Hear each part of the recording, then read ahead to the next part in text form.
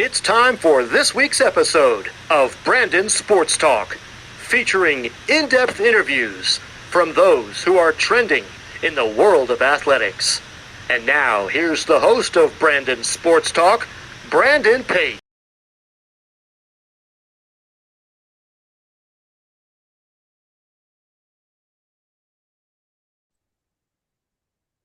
Welcome back to Brandon Sports Talk. In today's episode, I have the privilege of interviewing the Central Methodist head volleyball coach, Coach Coleman Lee. How are you doing today? I'm good. How are you? I'm doing good. Can you talk about how you knew that you want to get started in coaching in college volleyball?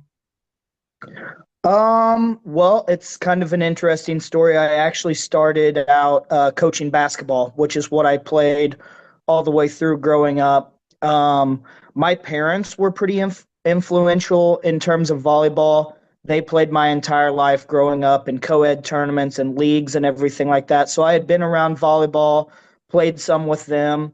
Really didn't get the experience or the chance to experience at a high level until I got to Mizzou, and was able to play on the club team there. And, kind of just fell in love with it. I started officiating. I got my first high school coaching job in volleyball, and then just kind of moved up the ranks, got an assistant job at Westminster College, and then the assistant position at Central Methodist, and then moved into the head coaching role in volleyball. Since I learned it a little bit later than basketball, I have so much more patience for the growth of the game and what it really takes to kind of learn and process. In basketball, I just wanted like quick results because I was like, this is how I learned it. This is how it's got to be taught. And then you've just got to pick it up. And in volleyball, I understand the process so much better. So it's more enjoyable for me, and I'm sure for the athletes as well. What was that transition like for you going from coaching basketball to getting onto the volleyball side? It was tough because guys are so hard-nosed, which I still think of myself as a hard-nosed coach. But obviously, I had to do a lot of changing in terms of the emotional side and building relationships and things like that. Guys just want to be challenged, and that's how I was growing up. A coach didn't have to tell me something twice. If they even alluded to the fact that I wasn't performing or I wasn't doing my job, that was enough for me to pick it up. Girls, they really have to be able to trust that you care about them first. And then I would say, especially girls that I've had in the past would run through a wall for you, but it doesn't really happen unless those relationships are built first. They don't have that same, I guess I would say, not necessarily intrinsic motivation, but I think that competitive edge, and it can be developed, but I just don't think it's as normal as it is, with a guy growing up. What was that experience like for you coaching on the club level? Club is fun. I love the travel side of it. I've ran the club now for several years. We've switched names a couple times, but it's so much fun for me to be able to be around and to influence a larger number of girls than what I'm able to reach at Central Methodist. And obviously the club level is a little bit different because we have 12-year-olds all the way through 18-year-olds. So, I'm getting to experience and work with everybody from all levels and all ages.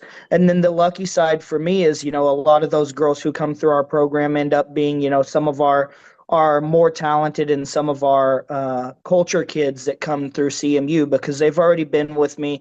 They know what I expect, and it's really easy for them to kind of adjust to our expectations once they move from the high school level to the college level. For you, what was that time like coaching at Westminster?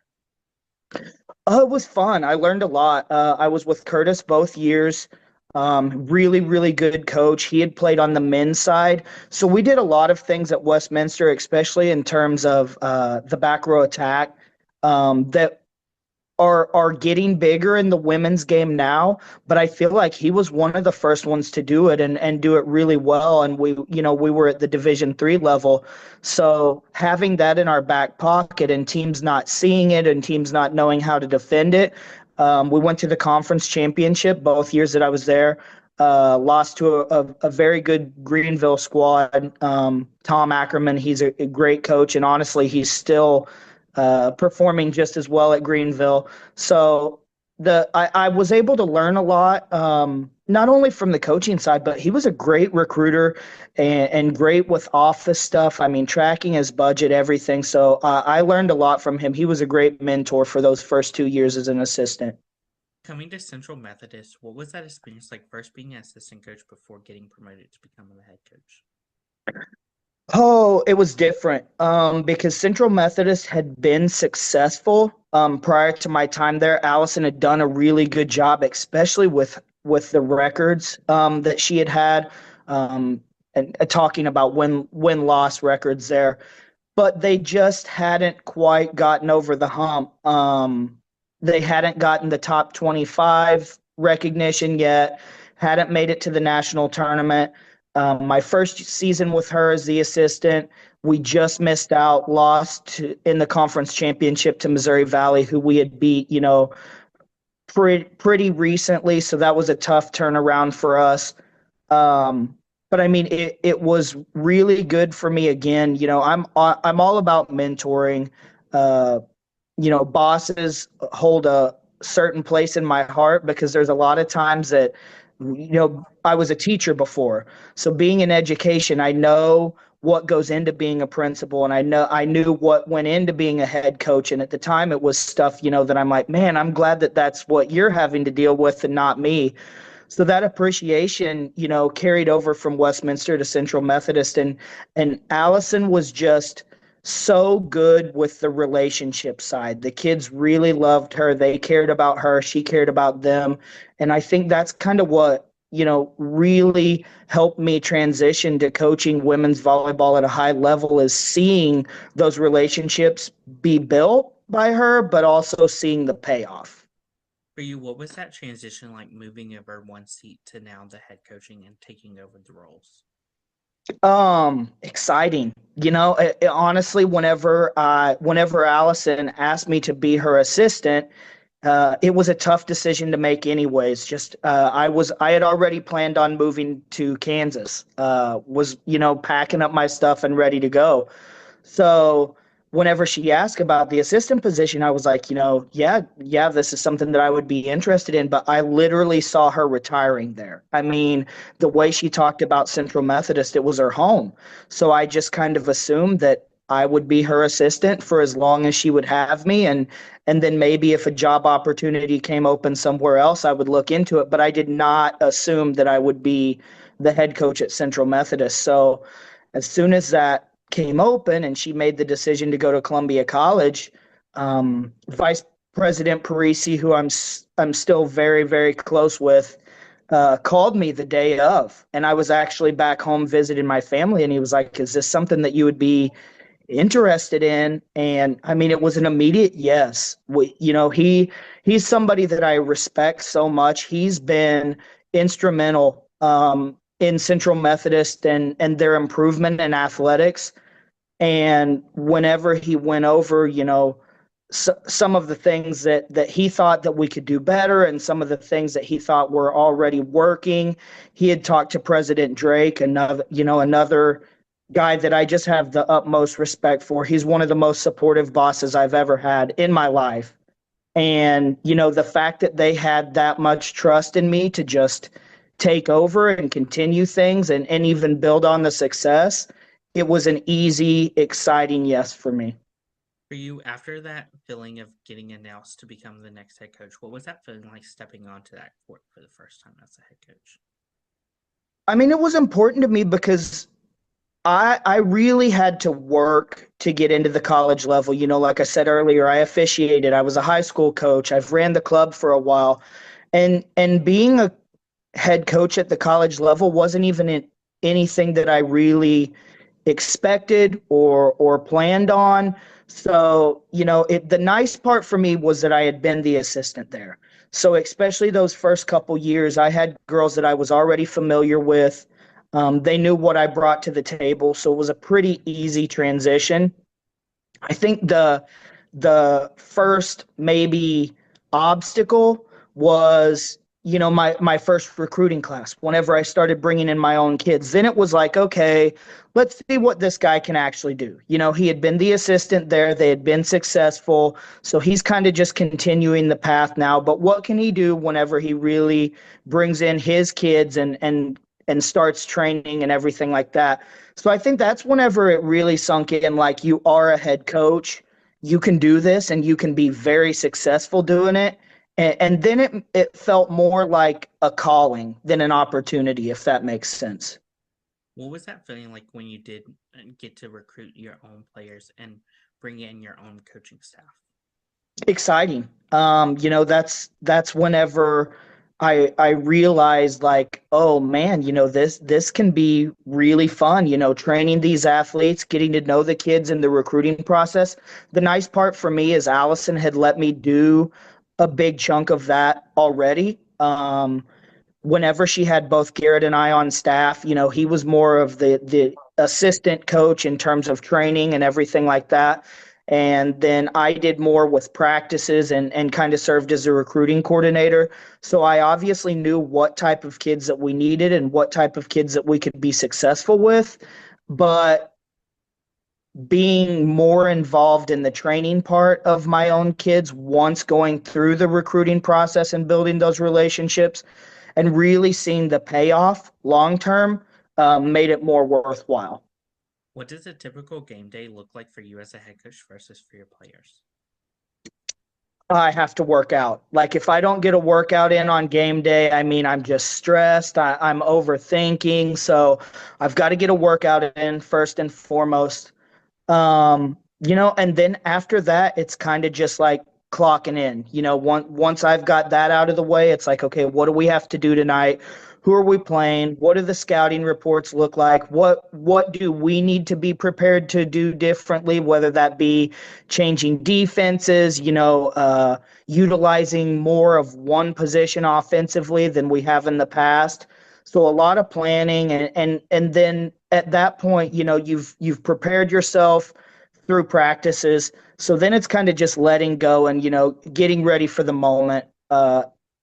Understanding that, there's only so much more you can do at that point, but being prepared for those little changes that you can make in the game to give your girls a better chance at success. Who are some of the teams in your conference that you compete against? Ooh, the big ones, Park. I mean, they've been to the national tournament every year that I remember. This is the first year that I think they've missed out since I can even remember. Uh, Mid-American Nazarene is always a tough one. Whenever I first joined the conference, Grandview was always the team to beat. Benedictine has a newer coach, and she's totally changed the program there. We've got the north side. These past couple years, Mount Mercy has been really strong. William Penn's been kind of pushing in. And then this year we have Missouri Baptist and William Woods joining. Missouri Baptist is one that you kind of always expect to be at the national tournament, and William Woods gained some traction last year. They had a really good season. So those are probably the main ones that you think of whenever it's like, okay, game day, we've got to get ready. Those are the ones. But honestly, our conference as a whole, there's really no off nights, and that kind of makes it easier for us as a coaching staff to prepare for the off season whenever you're playing those tough matches within the conference. What does that home game atmosphere feel like when those teams come to your home facility? We have some really fun nights at CMU. We do blackouts and pink outs and everything. But I mean, to give you a true idea of the environment, I have to mention couch night. That's like the go-to for all of our students. Our girls get so pumped about it. So our gym floor, the way it's set up, the floor is actually raised. And then beside that, we have like an indoor track. And so for couch night, all of the students bring in, like their legitimate couches from the dorm rooms or the stand-up chairs or whatever they have. We order pizza for all of the athletes sitting courtside, and it's truly like, I mean, not necessarily like an NBA game, but you do get the courtside experience. So that one in particular, it's just electric for our students. Our girls love it. The support is crazy. Our coaches all encourage their athletes to make it out for that night. And just having that support so close, you get it from a bleacher standpoint, but having them literally sitting next to the court is huge. Can you talk about, of course, the culture that you started to build for the volleyball program? Excuse me, I didn't hear that one. The culture that you've started to build. Oh, culture is huge. Like I said earlier, with girls, coaching girls in relationships, if you don't have a good culture, it doesn't really matter the talent that you have. So we've been lucky enough, especially these past 2 years, our captains and our leaders, upperclassmen, have just been on another level. So for me as a coach, it's been so easy to just know and trust that they have our expectations in mind and they have our best interest in mind. And if any of the girls fall off a little bit, they're going to make sure that they're back on track. So a couple ways that we built that. First of all was recruiting. I try to recruit a third international, a third local, and then a third junior college transfers, because at that point the kids almost have to get to know each other. You don't have 20 kids all coming from the same background, so it's exciting for them to get to know each other. Another thing that we do in the preseason is speed dating. So every single day, each of the girls get to take time out with one new teammate and pick an activity that one of them really enjoys. That can be they've painted. Some of the girls actually chose to come to my kickball game and support me as their speed date. And then the other thing that has been huge for us is allowing the captains to determine and kind of guide team bonding has been huge, because they're not hearing from me like, you have to do this. This is team bonding. It's required. So just the fact that it's not mandatory for me and it's something that they're wanting to do, they're wanting to spend time together, helps a ton. But then it's also time for them to get to know each other without me looking over their shoulder. So the girls are able to have more honest and real conversations with each other, really open up, when that probably wouldn't be the case if it was something that I had planned or I had attended. So those are the things that we've used to really kind of turn around the culture, but then they've been so successful, they're things that we try and use every year. What does that recruitment process look like for those prospective student athletes, and as a coach, what do you look at in them? In terms of our recruiting process, again, it's about building relationships. So I've got a certain number of international agents that I really have faith and trust in, and I know whenever they're telling me, hey, this is a kid that could help out your program, that's huge for me, because for some of the local kids and even the junior college kids, I get to go watch them play live, or running the club. Some of these kids are playing in the same region as my kids, so if I'm there watching my teams, I can watch these kids. But the international recruiting process is totally different. So you're just watching films and everybody's going to send highlights. So those are going to be the best possible clips of the kid. So it's really, really important to be able to trust those agents and what they say. And then in terms of just local recruitment, we look for good teammates. Are you yelling at your mom and dad or another player to fill up your water bottle, or are you taking your time off the court to go fill up a teammate's water bottle? Are you, involved with your teammates once the game's over, or are you off walking around by yourself? And hard workers. I want to see you, whether you're in warm-ups or you're in the middle of a game, put forth effort nonstop. I never want to see you take your foot off the gas. So those are just a couple of the things that I look for in prospective athletes. I mean, obviously, you want a great volleyball player. I think that's kind of what we're all looking for. But whenever everybody's recruiting great volleyball players, some of those intangibles start to come into play. So that's where we really focus in on what type of person are we recruiting. As a head coach, what is it like seeing those freshmen put on that Central Methodist jersey for the first time? It's special. especially for some of our own club kids that come in, like seeing them not only get the opportunity to play at the college level, but knowing that they're doing it for me. So the hard work is paid off, but also, there's that end game of like, hey, you started with Coleman, you're ending with Coleman. That's huge for me. And then, even for some of our international students who are freshmen, you have to think these kids have given up everything to be over here. They're not getting to see their families. Maybe they've left a boyfriend, and it's starting all over. It's a guessing game. How well are you actually going to, acclimate to the United States and the way we play volleyball? So seeing them, step on the court for the first time, they've went through practices, they've adjusted to classes, they've adjusted to the language.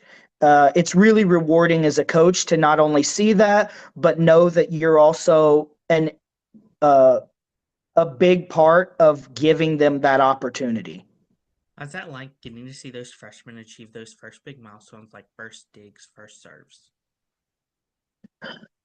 Those are things that the first we don't always pay attention to be honest. We have the milestones and everything. For me, it's just about that first time that they look and feel comfortable on the floor. You can kind of see them, working out some jitters, but whenever you actually start to see, okay, this is a kid that I get to coach and practice every day, and now it's coming up live. They've gotten rid of the jitters. They're not nervous. They're playing free. They're playing to their ability. Those are the more rewarding things for me versus, like the first time that they get to serve or the first time they pick up a dig. How's that like getting to see those seniors putting on that uniform for the last time representing Central Methodist? Senior night is tough for me. I almost always cry. One of the girls literally came up to hug me during senior night this year. I was like, nope, we're not doing that. You're not finished. We've still got time to play.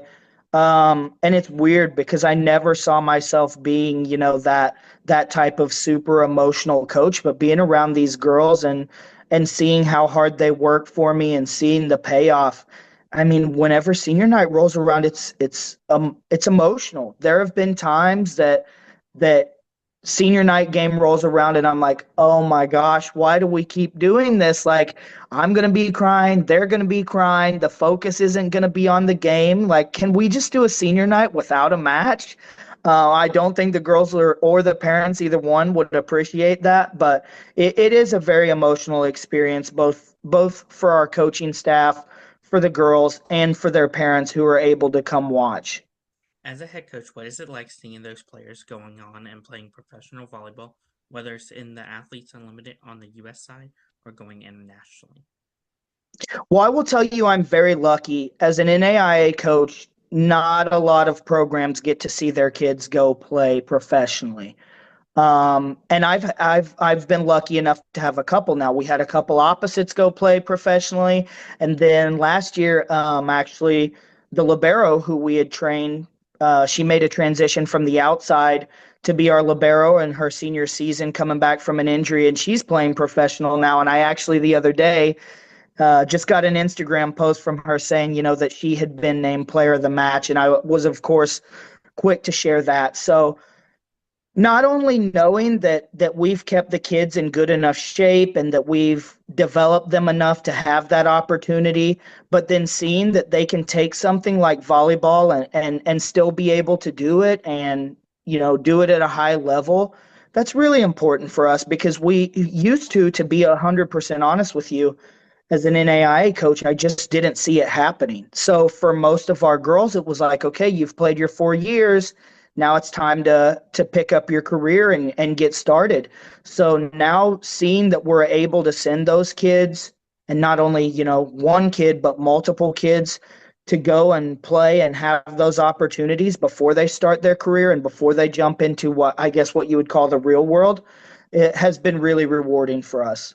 What is that like seeing them going into coaching and taking what you've taught them into their coaching career? Okay, now this is the biggest part for me because like I said, with running the club, I also get to see all of our girls, both graduated seniors and our current girls, who have extra time and want to coach. And the first time hearing them say something that they've heard from me in the gym is like, I mean, the one of the best feelings that I've ever had in my life. We have a couple of our coaches right now who are graduated seniors. One in particular was my 5 year libero. And when I say libero, I'm not talking like, 5'10", 5'11" libero. I mean, she's a small libero, but she trains the game so well. And it's awesome for me because I look back and think like when she was in the gym with me, whenever I was talking to our middles about transition or hitting a slant step or even how to run a slide and the knee drive and everything that goes along with it, she was listening. It didn't matter if I wasn't talking to the DSs. She was listening to literally everything that I said because now watching her coach her club teams, she trains everything to the same level and the same intensity that I do.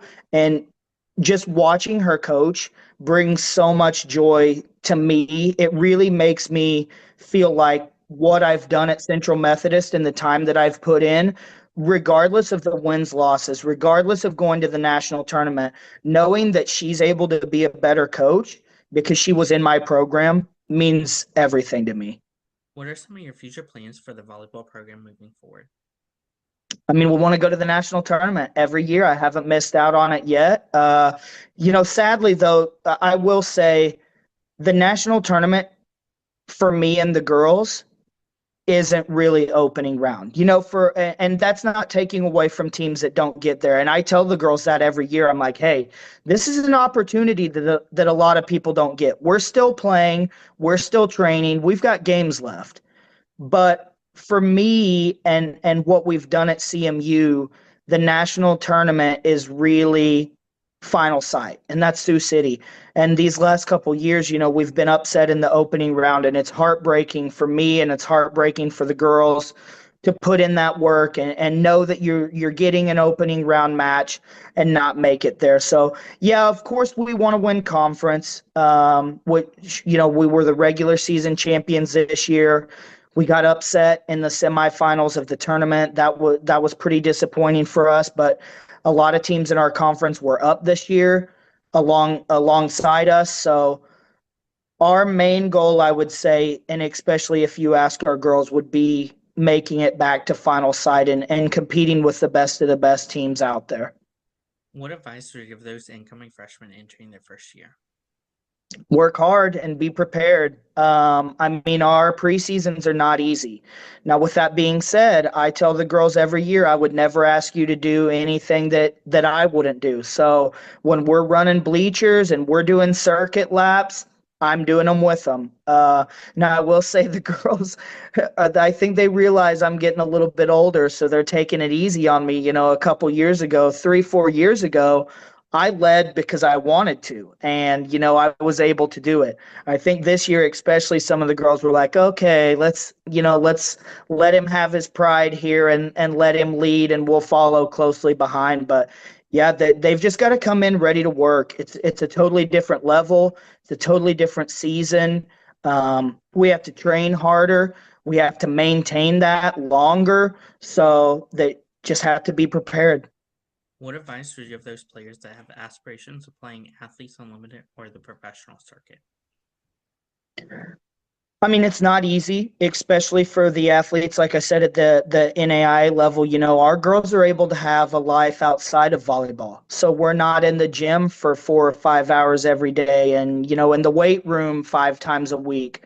So in order to really maintain their level of play and their fitness in terms of their body, it's a really intrinsic type of player and a different level of motivation than just everybody has. You look at some of the Division I athletes who get to go play internationally and professionally, and they're alongside 2 or 3 teammates who did the exact same type of training with them every single day and, were conditioned to still maintain and play at a high level. For our kids, even some of our 5th year kids who have went ahead and used that COVID year. It gets really, really tough. So, it's not easy. It's something that can be done, but you've got to put in the work as an individual to be able to achieve that goal at the NAIA level. What advice would you give your players looking to get started into their coaching career?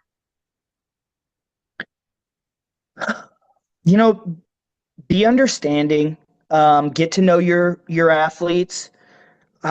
Coaching reminds me a lot of whenever I was teaching.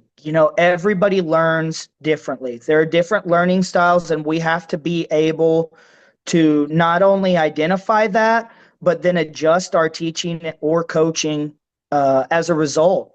So I think the biggest part that I would tell our younger athletes is you've got to get to know these kids early. You've got to understand how they learn. Is it, can they take a verbal cue and get it within the first time? Do you need to get out there and show them? Do you need to slow things down a little bit? Is it going to be something that takes, reps and we've got to do it over and over again and now they get it? But I think once you really understand how your athletes learn and how they need to be coached, you can be super, super successful. What advice would you give those future head coaches looking to build their own program? Know you. Know your strengths and know your weaknesses. A lot of those weaknesses you can kind of develop yourself, but it's also not a bad thing to understand a weakness and hire an assistant coach or a graduate assistant who's maybe strong in those. And then you've got to just continue to grow. Volleyball especially has evolved so much. Oh, even in the last 10 years, if you watch, and it's any level, professional players, Division I, all the way down to, Division III, NAI, junior colleges, the evolution is crazy. And if you as a coach aren't prepared to continue growing and learning at that pace, you're eventually going to, end up being unsuccessful. People are not only going to catch you, they're going to pass you. So you've got to be willing to learn, adjust, and grow yourself if you want to be a successful coach. That's great advice. Where can my listeners find you at on social media along with the program at? What did you say? Where can my listeners find you at on social media along with the program? Central Methodist Volleyball, we have an Instagram account, a Facebook account, and then all of our games are live streamed via our website and the Heart of America Volleyball Conference. Thank you again, Coach Coleman Lee, for your interview, and best of luck in your future at Central Methodist as the head volleyball coach. Thank you. You can find Brandon Sports Talk on Instagram at Brandon Sports Talk, Twitter at Talk_Brandon, and you can find me on YouTube at Brandon Sports Talk. Don't forget to like, comment, and subscribe. Thank you again, Coach Coleman, for your interview, and best of luck in your future. Thank you. You've been watching Brandon Sports Talk. Please feel free to like, share, and subscribe to Brandon Sports Talk on social media and on YouTube.